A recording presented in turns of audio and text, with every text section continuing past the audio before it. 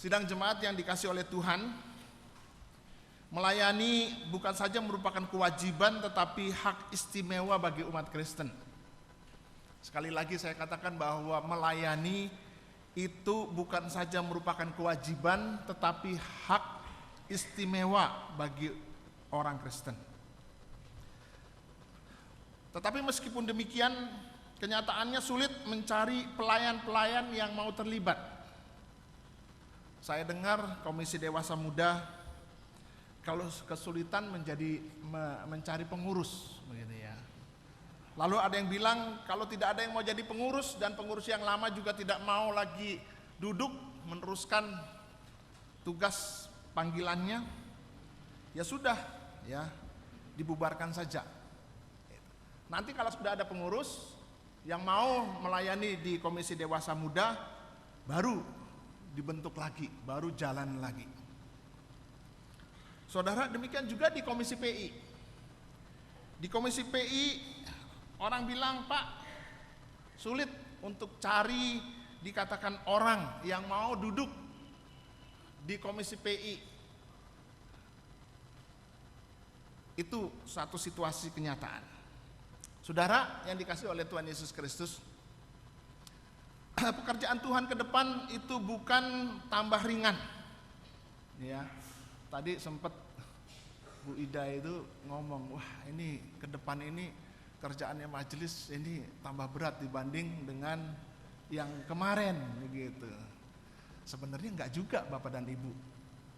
Kalau dibilang pekerjaan majelis ke depan itu tambah berat, iya.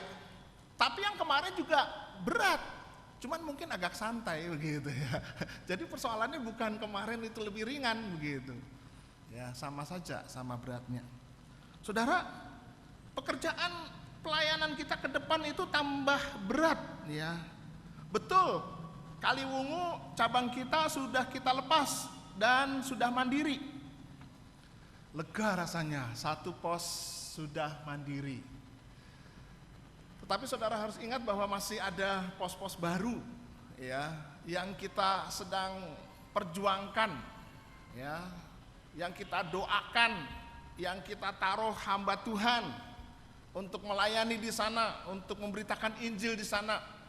Karena 90% lebih ya masih belum dijangkau oleh Injil. Itu satu pekerjaan, itu satu pelayanan yang Tuhan percayakan kepada kita sebagai gereja yang mula-mula ya di Kudus gitu, sebagai gereja GKMI. Itu satu tantangan Saudara. Belum lagi yang namanya Radu Yongo Kumbaya ya, Radu Kumbaya ini akan masuk ke dalam satu departemen yang ada di susunan organisasi kita gitu ya. Dia masuk di bawah departemen misi. Saya dengan Pak Erik sudah geleng-geleng kepala saudara-saudara. Ya, ini pekerjaan yang tidak ringan. Ya, pekerjaan yang tidak ringan. Kalau dia sudah masuk di dalam departemen misi, berani tugas berat. Saudara-saudara yang dikasih oleh Tuhan Yesus Kristus, penanganannya juga bukan hal yang mudah.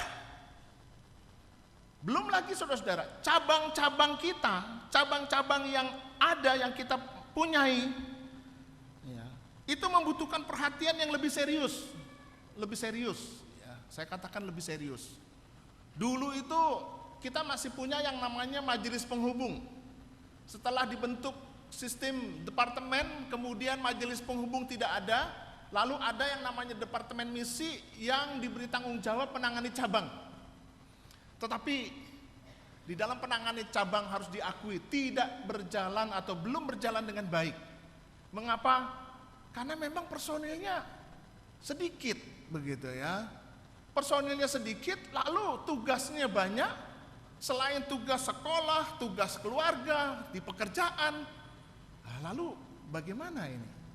Nah, kalau makin banyak orang yang terlibat di departemen misi, saya yakin dan percaya, meskipun kita punya tanggung jawab yang berat di keluarga, ya, di pekerjaan, tetapi kita bisa membagi tugas supaya semua kegiatan departemen misi itu dapat berjalan dengan baik.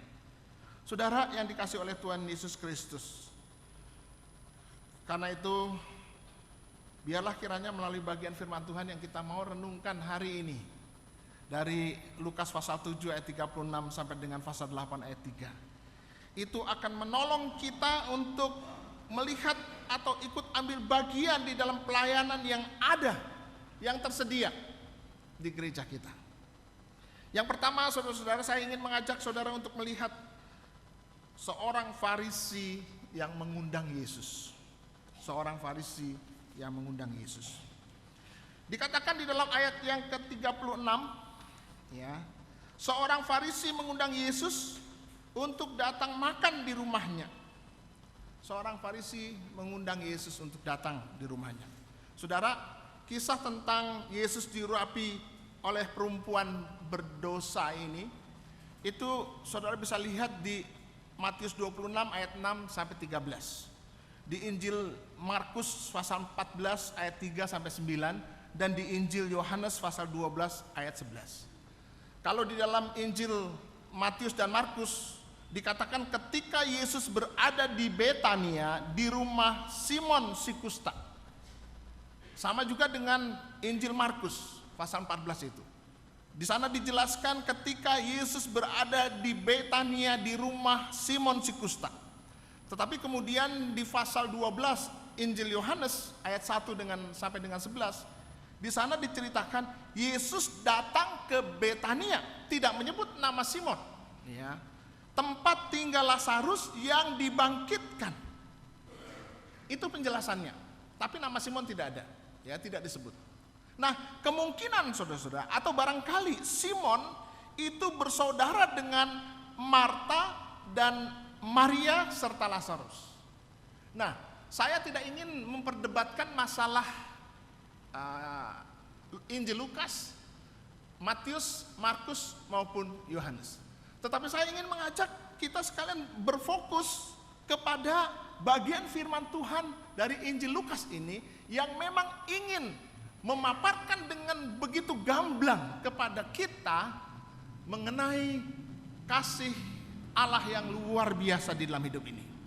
Saudara yang dikasih oleh Tuhan Yesus Kristus, dikatakan Yesus diundang untuk makan dengannya. Duduk, kemudian duduk makan, ya, dikatakan demikian. Lalu duduk makan, ayat 36.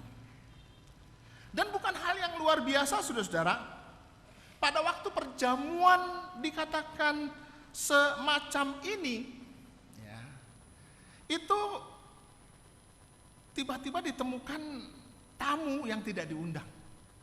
Sebab perempuan yang berdosa ini tidak diundang, saudara-saudara, ya, tidak diundang oleh Simon, oleh orang Farisi, nggak mungkin, saudara-saudara, ya, tidak diundang.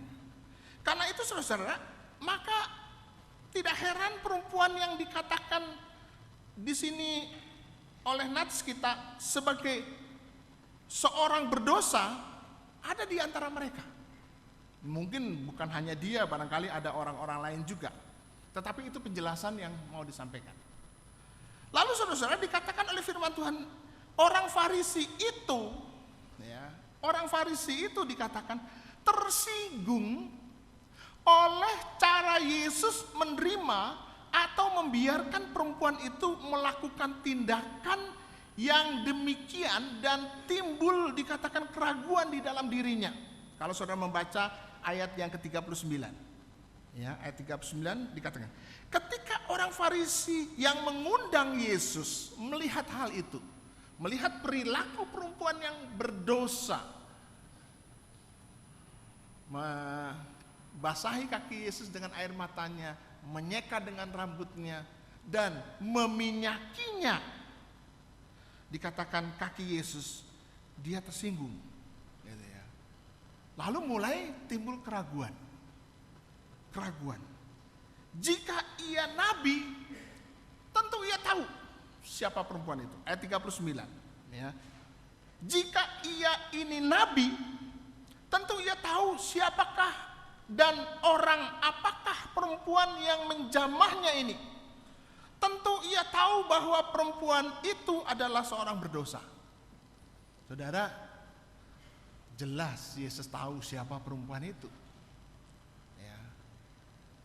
latar belakangnya, dan juga niat hatinya datang ke tempat, jelas dia tahu.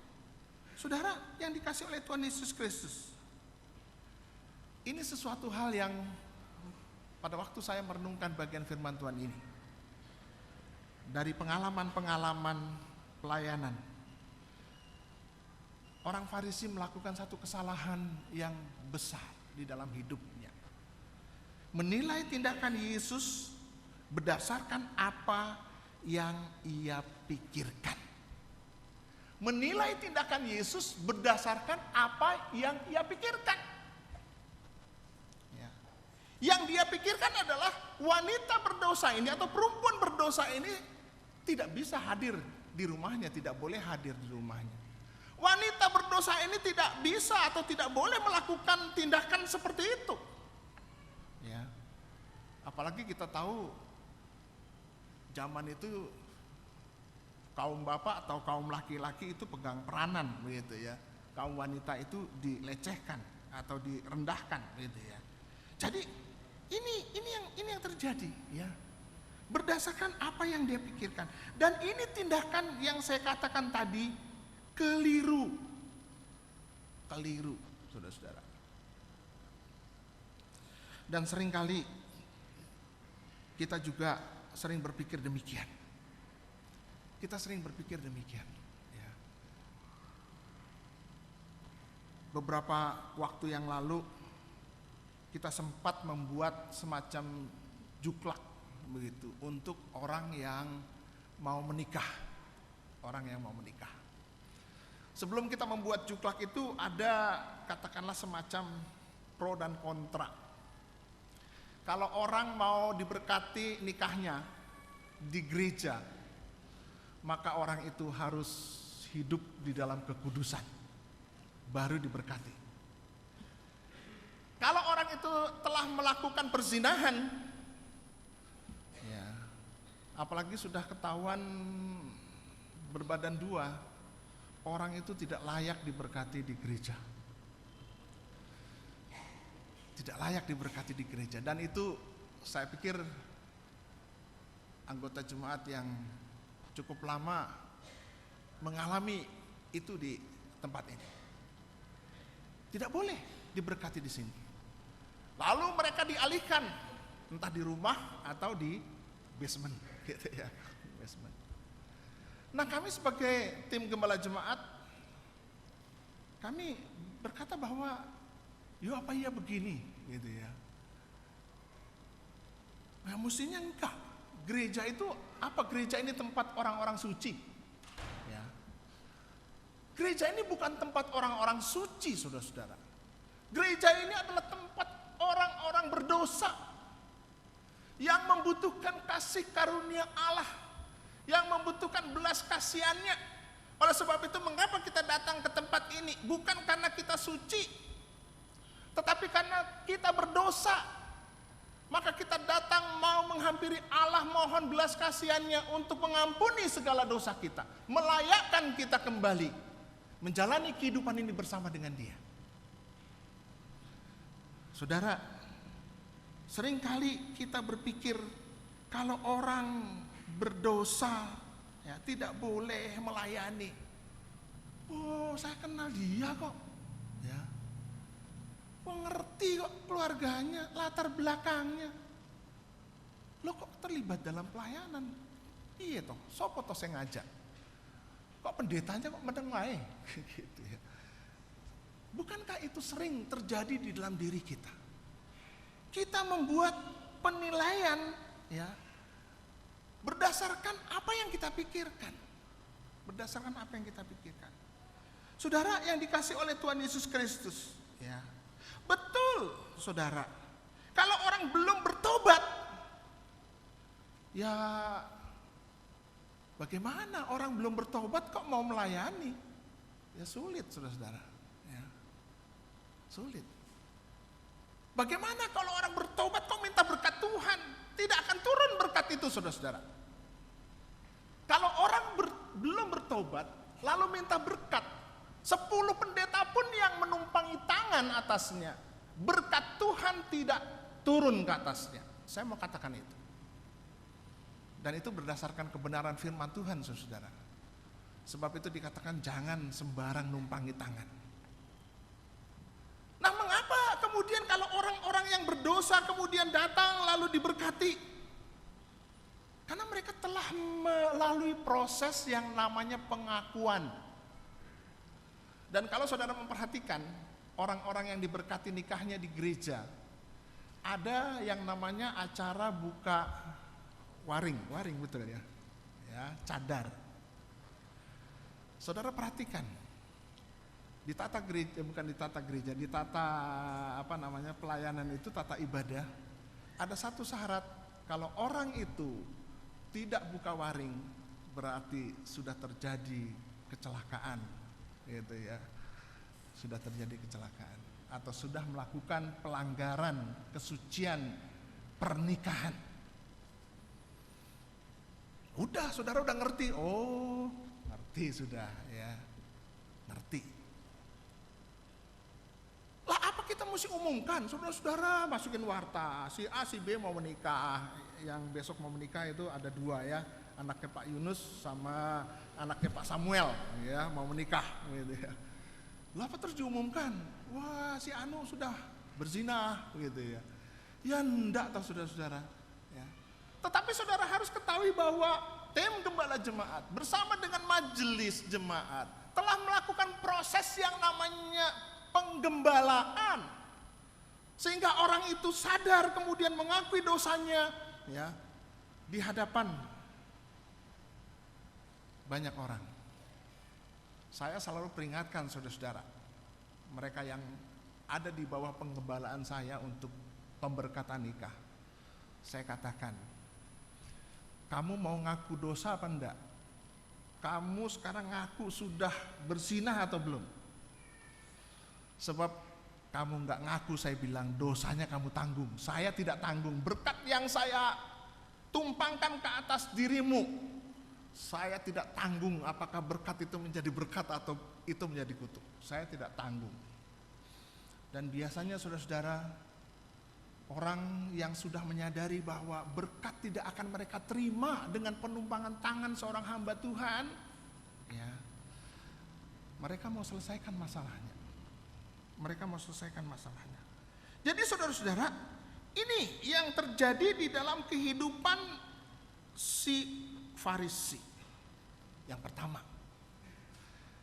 Lalu yang kedua saudara-saudara, dari ayat ini ya, dari ayat yang ke berapa tadi itu, ke 39, ketika orang Farisi mengundang Yesus melihat hal itu, jika ia nabi, tentu ia tahu siapakah dan orang apakah perempuan yang menjamahnya ini. Saudara, dari ayat ini saudara, ya, orang Farisi meremehkan wanita itu sebagai orang berdosa. Meremehkan, melecehkan. Ya. Ada beberapa kisah yang baru-baru saja ramai di expose mengenai pemukulan seorang pramugari di pesawat, gitu ya. Sampai kasusnya masuk ke pengaduan polisi, gitu ya. Itu gara-gara pramugari menjalankan fungsinya, menjalankan tugasnya untuk mengingatkan para penumpang supaya mematikan handphone. Walaupun memang penggunaan handphone sendiri menurut staf juga penerbangan itu memang belum tentu bahayanya itu akan pasti ya. Itu penjelasan yang saya dengar. Itu memang belum pasti. Tetapi daripada pasti ya belum ngerti, tidak pasti ya belum mengerti, tetap dibuat larangan untuk tidak menggunakan handphone pada waktu pesawat sudah mau terbang, gitu ya. Lalu orang ini tidak senang, kemudian memukul dengan koran. Itu penghinaan sebenarnya, pelecehan, ya. Saudara, lalu yang kedua saudara-saudara, saya menyaksikan melalui layar televisi seorang wanita petugas di kereta api, ya, ditonjok penumpang dan mata kirinya kalau nggak salah, ya, itu memar, ya, dipukul sama penumpang. Gara-gara penumpang itu diingatkan, kamu beli karcis, nanti di stasiun berikutnya kamu turun beli karcis, supaya ya tentunya kalau dicegat di sana nanti kan pasti dia kena denda juga, gitu ya, diingatkan. Nah, berapa kali saya tidak memperhatikan, tapi jelas lebih dari satu kali, ya, diingatkan. Nah, pada waktu dia turun, begitu ya, dipukullah wanita ini, gitu ya, petugas yang mendampingi kondektur, gitu ya, dipukul sehingga orangnya nggak ketahuan, dan ini mungkin belum ketangkap, saudara. Saudara yang dikasih oleh Tuhan Yesus Kristus, banyak peristiwa-peristiwa lain terjadi, ya, di mana laki-laki memandang dirinya baik, memandang dirinya suci, ya, lalu perempuan dianggap hina, perempuan diremehkan. Ini tidak boleh terjadi di dalam kehidupan kita. Ini tidak boleh terjadi di dalam kehidupan kekristenan. Ya. Di hadapan Tuhan kita sama adalah orang berdosa. Orang Farisi merasa dia bukan orang berdosa.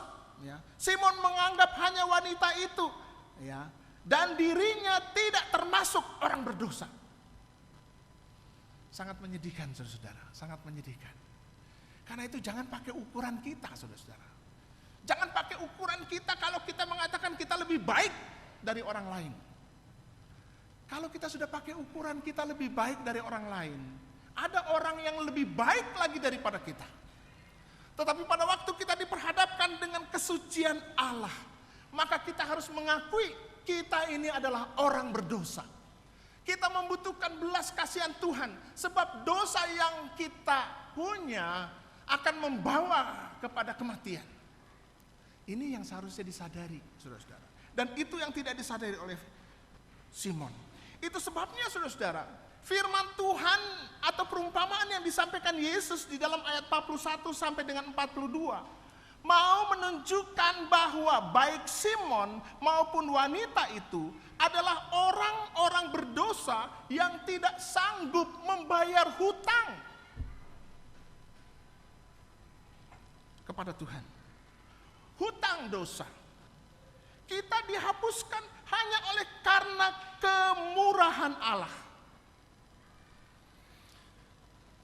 Kalau di dalam Galatia tadi, kitab Galatia dijelaskan bahwa tidak ada seorang pun yang dikatakan dibenarkan karena melakukan hukum Taurat. Hari Jumat kemarin, pada waktu kita membahas masalah menyaksikan iman tanpa perdebatan, ada salah satu anggota Komisi PI bersaksi begini. Setelah menginjili, ya, katakanlah setelah menginjili, dikatakan, Bapak perlu Tuhan Yesus sebagai juru selamat.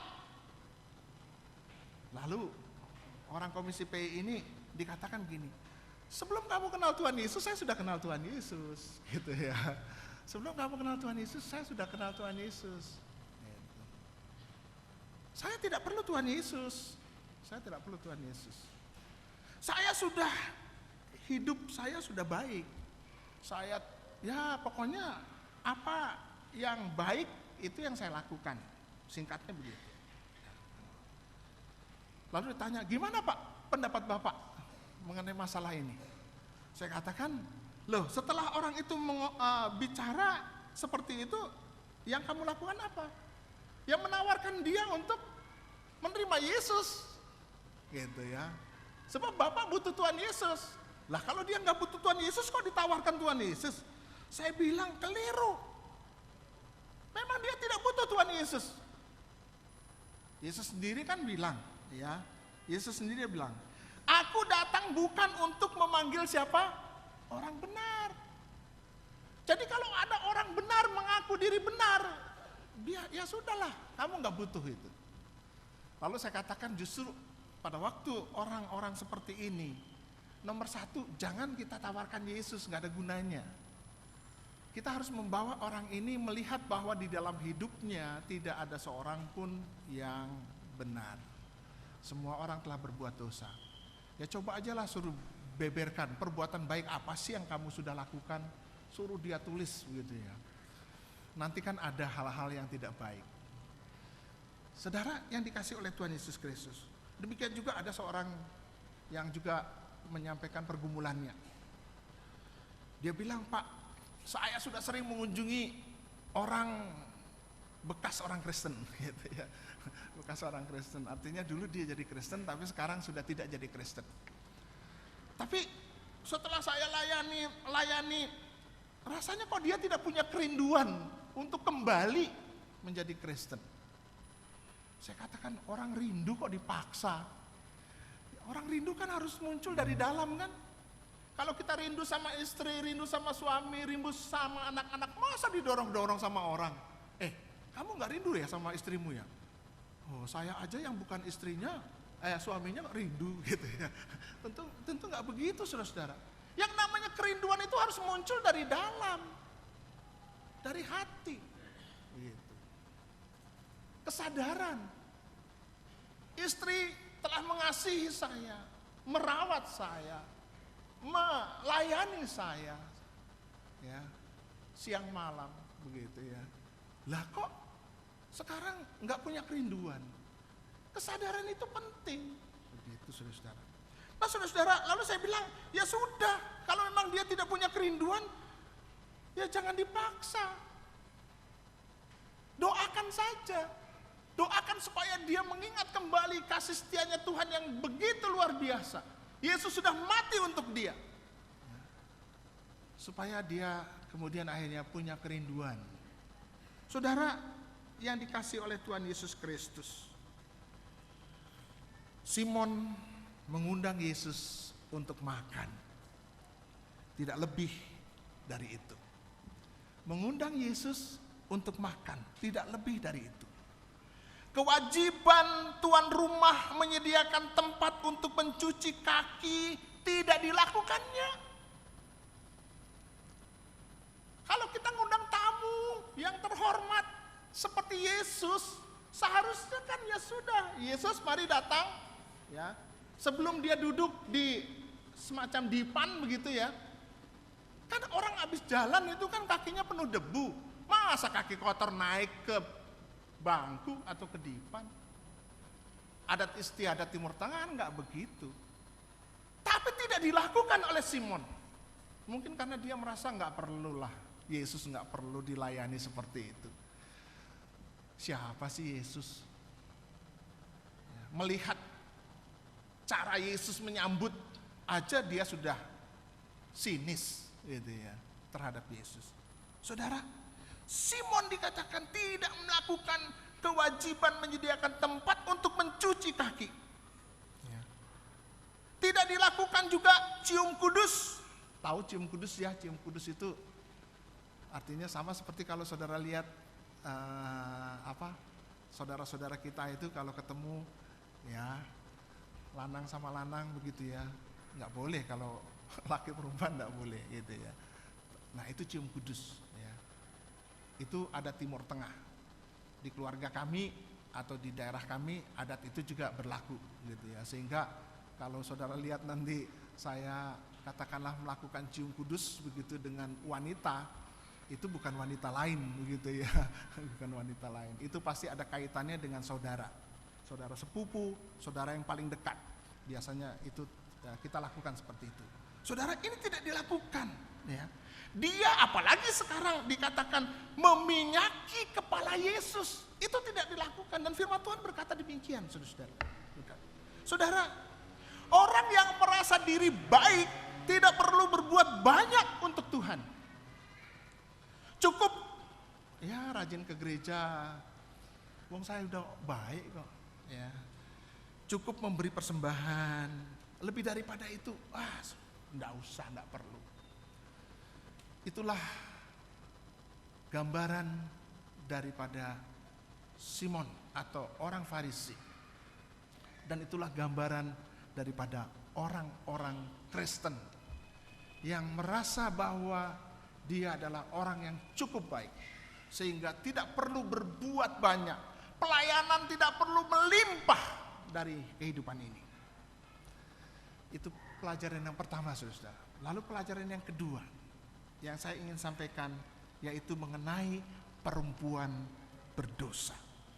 Tadi sudah saya katakan, saudara, bahwa bukan hal yang luar biasa kalau ada perjamuan, ada orang yang tidak diundang datang. Nah, dijelaskan di dalam ayat 37, ada seorang perempuan yang terkenal sebagai seorang berdosa. Ia datang, dikatakan, membawa sebuah botol pualam berisi minyak wangi. Sambil menangis, ia pergi, berdiri di belakang Yesus, dekat kakinya, lalu membasahi kakinya itu dengan air matanya dan menyekanya dengan rambutnya. Kemudian ia mencium kakinya dan meminyakinya dengan minyak wangi. Pertanyaan saya, apa sih motivasi perempuan ini? Datang, ya, supaya terkenal? Oh bukan, saudara, dia sudah terkenal, jadi nggak perlu lagi menjadi terkenal, karena dia sudah terkenal, seperti yang dikatakan oleh bagian firman Tuhan. Apakah kemudian supaya selamat, mendapatkan pengampunan, seperti yang dikatakan di dalam ayat 47? Ya, ayat 47 kan berkata demikian, saudara. Sebab itu aku berkata kepadamu, dosanya yang banyak itu telah diampuni, sebab ia telah banyak berbuat kasih.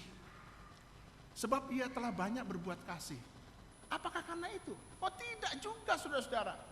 Sebab kita sudah tahu bahwa yang namanya pengampunan itu bukan kita peroleh dengan kita berbuat banyak kasih. Bukan, saudara. Itu yang harus kita pahami. Kalau kita memang membaca secara letterlek seperti ini, ya kita bisa katakan iya. Tapi saya katakan tidak. Mengapa, saudara-saudara? Karena nanti kita akan pelajari, ya. Di bagian firman Tuhan ini, perempuan ini melakukan tindakan itu menunjukkan cinta kasihnya kepada Yesus. Dan saya pastikan bahwa dia mengenal Yesus melalui pelayanan Yesus keliling. Dia mendengar, ya, pengajarannya, tindakan-tindakan atau perbuatan-perbuatan ajaib yang dilakukan oleh Yesus. Pasti. Sebab kalau tidak, nanti tidak muncul ayat-ayat yang kita nanti akan renungkan bersama. Dan saudara-saudara, perempuan ini menyadari keadaannya, ya. Sebagai orang yang berdosa, dia sadar. Dan sebagai orang berdosa, dia memiliki kerinduan untuk mengalami pembaharuan hidup. Dan dia yakin, Yesuslah yang mampu mengerjakannya. Yesuslah yang mampu mengerjakannya. Saudara, beberapa minggu yang lalu kita membahas tentang Injil Lukas juga, ya. Saudara tentu ingat apa yang dikatakan Yesus kepada orang banyak tentang perwira di Kapernaum? Masih ada yang ingat?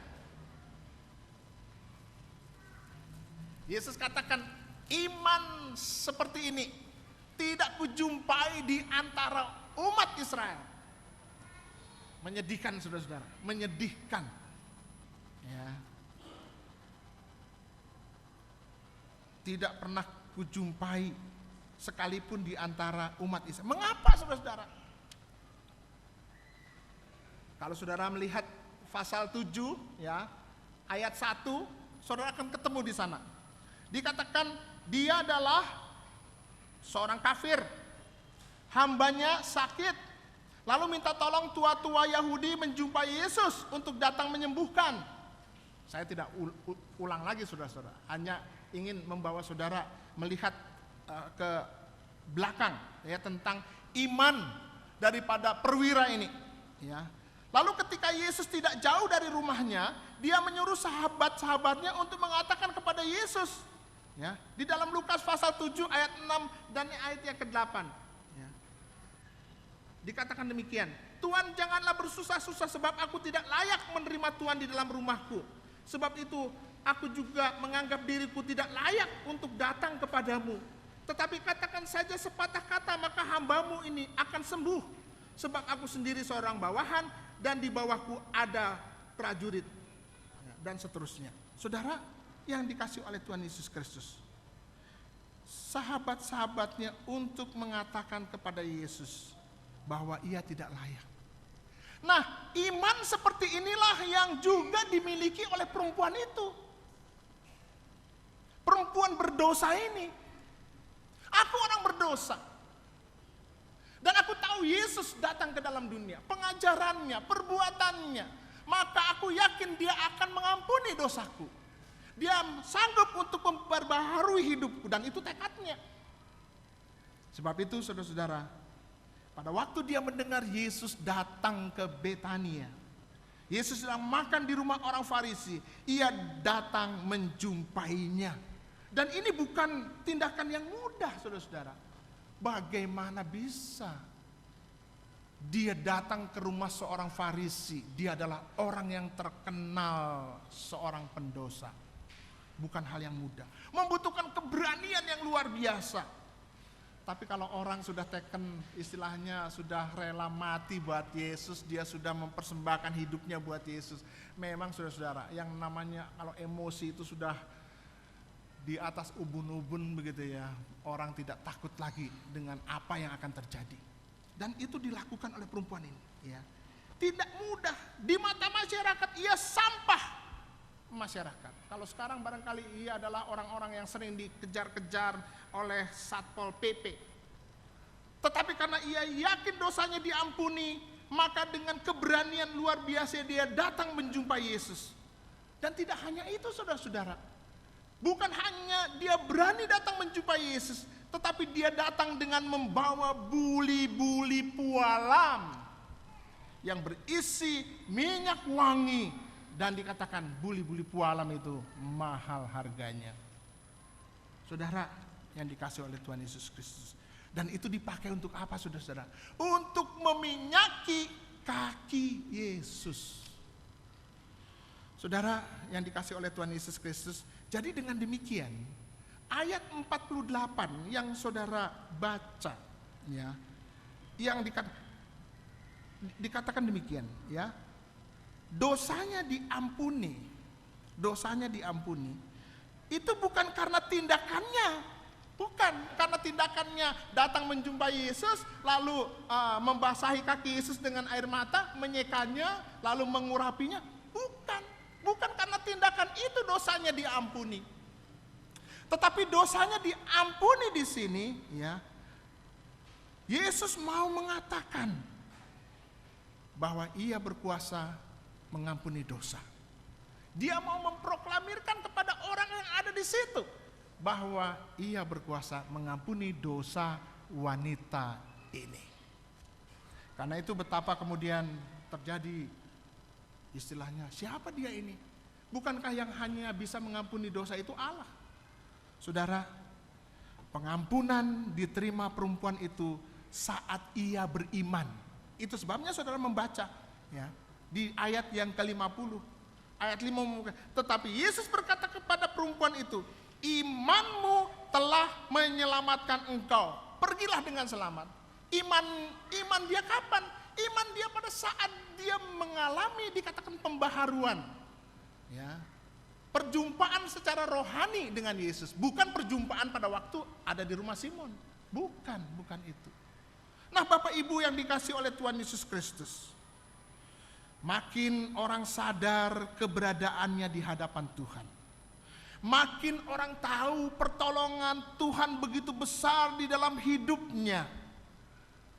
Pasti ada dorongan yang begitu kuat di dalam dirinya untuk melayani Tuhan dengan apa yang ada padanya.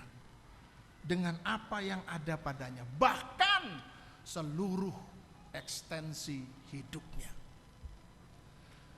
Selama orang masih belum sampai kepada kesadaran ini, maka dia akan bersikap santai-santai saja. Dengan berbagai berkat pemeliharaan Tuhan, keajaiban-keajaiban yang Tuhan buat padanya, tidak akan menggugah hatinya.